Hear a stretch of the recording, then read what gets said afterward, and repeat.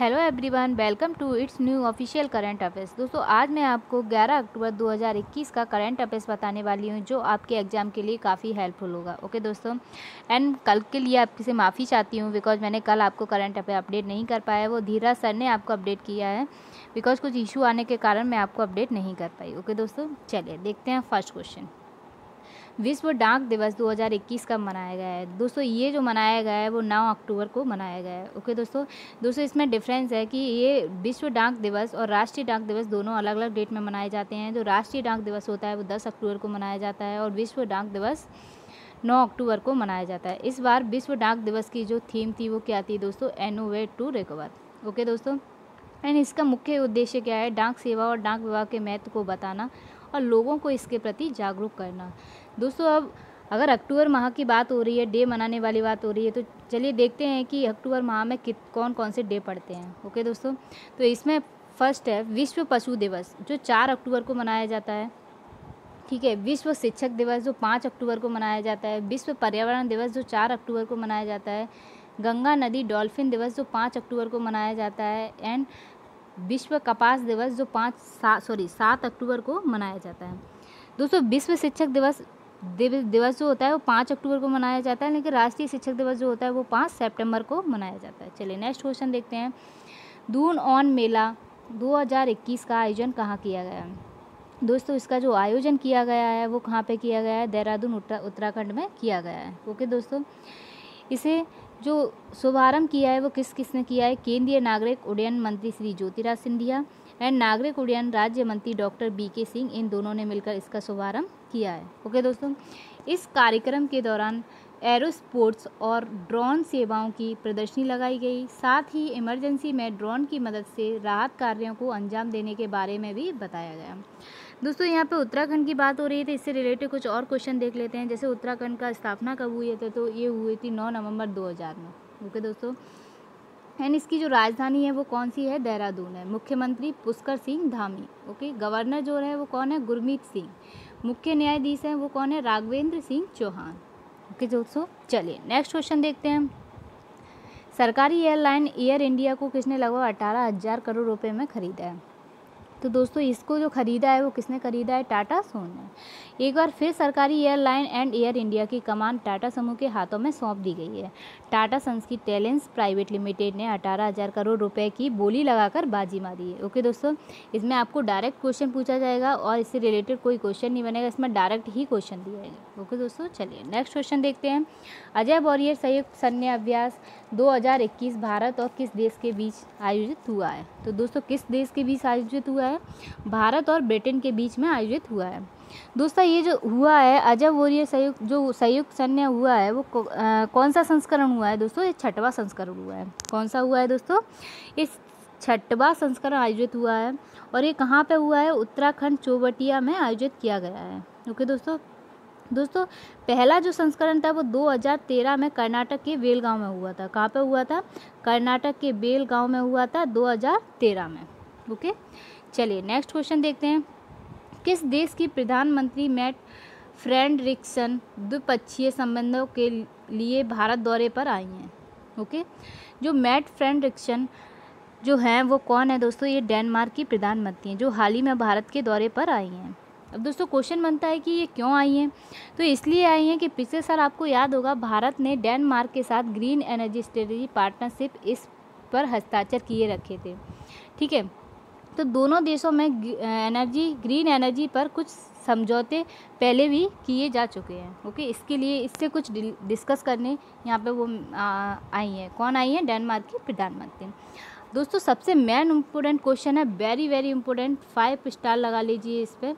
ये जो है डेनमार्क के द्वारा दुनिया का पहला ऊर्जा द्वीप नॉर्थ सी में बनाया जा रहा है। कहाँ पे बनाया जा रहा है दोस्तों? नॉर्थ सी में बनाया जा रहा है। और किसके द्वारा बनाया जा रहा है? ये डेनमार्क के द्वारा बनाया जा रहा है। ओके, चलिए नेक्स्ट क्वेश्चन देखते हैं। हाल ही में देश के मुख्य आर्थिक सलाहकार ने अपने पद से इस्तीफा दे दिया है, उनका नाम क्या है? तो दोस्तों ये इस्तीफा जो दिया है वो उनका नाम क्या है? KV सुब्रमण्यम। ठीक है, इसका आंसर जो होगा वो होगा B। ठीक है। इन्होंने इस्तीफ़ा क्यों दिया है दोस्तों? इन्होंने इस्तीफ़ा जो दिया है, इनने बताया है कि 3 साल का कार्यकाल पूरा होने के बाद इन्होंने शिक्षा जगत में वापस लौटने का फैसला किया है और यह भी कहा है कि इस पद पर रहते हुए उन्हें देश की सेवा करने का परम सौभाग्य मिला। ठीक है दोस्तों, और इन्होंने ये जो बात कही है वो किसके द्वारा कही है? ट्विटर के द्वारा बोला है। दोस्तों अब आता है इससे रिलेटेड, चले देखते हैं। राजीव कुमार जी हैं, तो ये कौन है? नीति आयोग के उपाध्यक्ष। कौन है दोस्तों? नीति आयोग के उपाध्यक्ष। एंड अजीत डोभाल हैं, वो कौन है दोस्तों? मुख्य रक्षा सलाहकार। मुख्य रक्षा सलाहकार अजय भल्ला हैं, वो कौन है? गृह सचिव। ठीक है दोस्तों, अजय भल्ला कौन है? गृह सचिव। चलिए देखते हैं नेक्स्ट क्वेश्चन। हाल ही में केंद्र सरकार द्वारा किसे भारतीय रिजर्व बैंक का डिप्टी गवर्नर नियुक्त किया गया है? तो दोस्तों ये जो डिप्टी गवर्नर नियुक्त किया गया है वो किसको किया गया है? एम राजेश्वर राव को। किसको किया गया है? एम राजेश्वर राव को। ये किसकी जगह पर किया गया है? एन.एस. विश्वनाथन की जगह पे। ठीक है, किसकी जगह पे? एन.एस. विश्वनाथन की जगह पे। दोस्तों अब आता है इसमें कि आरबीआई जो होता है इसमें एक गवर्नर होता है और 4 डिप्टी गवर्नर होते हैं। ओके, ठीक है। तो जो एक गवर्नर है अभी हाल ही में कौन है दोस्तों? ये जो है वो कौन है? शक्तिकांत दास है। और ये कौन से नंबर के हैं? 25वें नंबर के हैं। ओके, एंड इसमें जो डिप्टी गवर्नर हैं 4, वो कौन कौन से हैं दोस्तों? ये राजेश्वर राव हैं, ठीक है, बीपी कानूनगो हैं, एम.के. जैन हैं और माइकल पत्रा हैं। ठीक है, माइकल पत्रा हैं। दोस्तों हाल ही में जो अपने आरबीआई ने अपनी मौद्रिक नीति जारी की है जिसमें रेपो रेट 4% रखी है। ठीक है, एक क्वेश्चन आता है दोस्तों कि रेपो रेट अल्पकालीन होनी चाहिए या उच्चकालीन होनी चाहिए? तो रेपो रेट जो होती है वो अल्पकालीन होनी चाहिए। कैसी होनी चाहिए दोस्तों? क्वेश्चन आता है कि रेपो रेट कैसी होती है, अल्पकालीन या उच्चकालीन? तो कौन सी होती है? अल्पकालीन होती है। ओके दोस्तों, आरबीआई के किस अधिनियम में लिखा है कि इसमें एक गवर्नर और 4 डिप्टी गवर्नर होंगे? तो ये जो एक्ट के थ्रू रखा गया है 1934 एक्ट में लिखा गया है कि इसमें एक गवर्नर होगा और 4 डिप्टी गवर्नर होंगे। ओके, चलिए नेक्स्ट क्वेश्चन देखते हैं। हाल ही में नाबार्ड चर्चा में नाबार्ड के संदर्भ में सत्य कथन है। दोस्तों इसमें मैं आपको 4 से 5 फैक्ट बताऊंगी जिससे आपको रिलेटेड सारे क्वेश्चन इसमें से बन जाएंगे। कुछ भी क्वेश्चन आता है तो ये क्वेश्चन आपसे बन जाएगा। ठीक है, जैसे कि नाबार्ड की स्थापना जो हुई थी वो कब हुई थी? 12 जुलाई 1982 में। एक कब आया था? ये अस्तित्व में आया था 12 जुलाई 1982 में। एंड राष्ट्र को समर्पित जो हुआ था वो हुआ था 5 नवंबर 1982 को। ओके, इसका जो हेड क्वार्टर है वो कहाँ पे है? मुंबई में। हाल ही में इसके जो अध्यक्ष हैं वो कौन है? गोविंद चितालू। कौन है दोस्तों? गोविंद चितालू। दोस्तों सबसे वेरी इंपॉर्टेंट क्वेश्चन ये आता है कि यह किस समिति की सिफारिश से बनी है? नाबार्ड जो बैंक है वो किस समिति की सिफारिश से बनी है? तो किस समिति की सिफारिश से बनी है? शिवरमन की। ठीक है, किसके? शिवरमन समिति की सिफारिश से ये नाबार्ड बैंक बनी है। नाबार्ड बैंक जो है वो भारत सरकार की एक बैंक है। ठीक है दोस्तों, ये क्यों बनाई गई है? इसलिए बनाई गई है ग्रामीण क्षेत्रों के विकास के लिए, किसानों के विकास के लिए। ठीक है, एंड इसमें मैंने आपको इसका फुल फॉर्म भी बता दिया है, इंग्लिश और हिंदी दोनों में बताया है। ओके, चलिए नेक्स्ट क्वेश्चन देखते हैं। जेवर अंतर्राष्ट्रीय एयरपोर्ट का निर्माण किस राज्य में किया जा रहा है जिसके लिए हाल ही में स्विट्जरलैंड की कंपनी से करारा हुआ है? करारा मतलब एग्रीमेंट। ओके दोस्तों, करारा मतलब हुआ है एग्रीमेंट। किस कंपनी से हुआ है? ये कहाँ से हुआ है? उत्तर प्रदेश से हुआ है। दोस्तों उत्तर प्रदेश यूपी में ये एक गौतम बुद्ध नगर है। क्या है? गौतम बुद्ध नगर है जहाँ पर ये जेवर अंतर्राष्ट्रीय एयरपोर्ट है। ठीक है, यहाँ पर क्या है दोस्तों? यहाँ जेवर अंतर्राष्ट्रीय एयरपोर्ट है। तो इस एयरपोर्ट के निर्माण के लिए स्विट्जरलैंड की कंपनी है जो इसकी सहायता मतलब इसका सपोर्ट करेगी, इसका निर्माण करेगी। तो उस कंपनी का नाम क्या है? Zurich international airport agency. ठीक है, क्या है? फिर से रिपीट करती हूँ नाम, ज्यूरिख इंटरनेशनल एयरपोर्ट एजेंसी। ठीक है दोस्तों, एंड गौतम बुद्ध नगर पर ही देश की सबसे बड़ी फिल्म सिटी भी बनने वाली है। क्या बनने वाली है? देश की सबसे बड़ी फिल्म सिटी भी ये गौतम बुद्ध नगर में बनने वाली है जो यूपी में स्थित है। ओके, और ये स्टार्ट कब से होगा दोस्तों? ये स्टार्ट होगा 2024 से और यह जो कंपनी है वो 40 साल तक संचालन करेगी। इसका कितने साल तक? 40 साल तक संचालन करेगी। चलिए नेक्स्ट क्वेश्चन देखते हैं। हाल ही में डीआरडीओ ने रुद्रम का सफलतापूर्वक परीक्षण किया है। रुद्रम है तो रुद्रम एक एंटी रेडिएशन मिसाइल है। ओके दोस्तों, क्या है ये?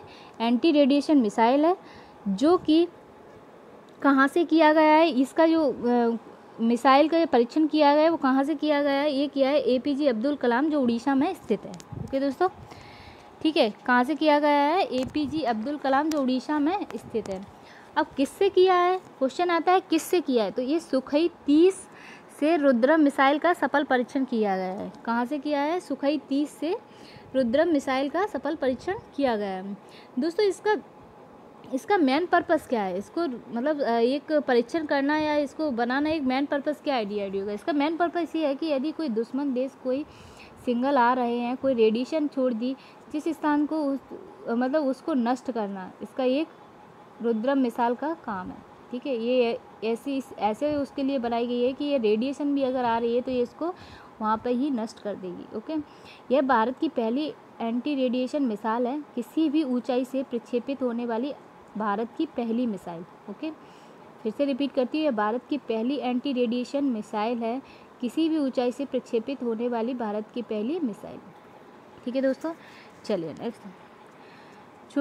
दोस्तों आपको मैं रिवीजन पार्ट करवाती हूँ। मैं आप 10 अक्टूबर 2021 का कुछ रिवाइज करवाती हूँ, जो आपके लिए वेरी इंपॉर्टेंट क्वेश्चन है, जो आपके एग्जाम के लिए काफ़ी हेल्पफुल होंगे। चलिए देखते हैं। भारत वायुसेना दिवस कब मनाया गया है? ये 9 अक्टूबर को मनाया जाता है। ओके दोस्तों, किस राज्य ने भारत का पहला स्मार्टफोन आधारित की बोटिंग समाधान विकसित किया है? तेलंगाना ने किया है। किसने किया है दोस्तों? तेलंगाना ने। स्तन कैंसर जागरूकता महीना कब से कब तक मनाया जाता है? ये 1 से लेके 31 अक्टूबर तक मनाया जाता है। पारादीप पोर्ट ट्रस्ट के नए अध्यक्ष कौन बने हैं? ये कौन बने हैं दोस्तों? पारादीप पोर्ट ट्रस्ट के नए अध्यक्ष बने हैं PL हरनाथ बने हैं। कौन बने हैं? PL हरनाथ।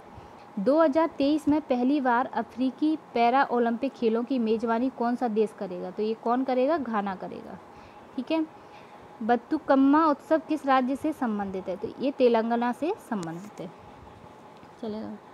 8 अक्टूबर 2021 को किस राज्य सरकार ने मिशन कवच कुंडल अभियान शुरू किया है? तो ये किसने किया है दोस्तों? महाराष्ट्र ने।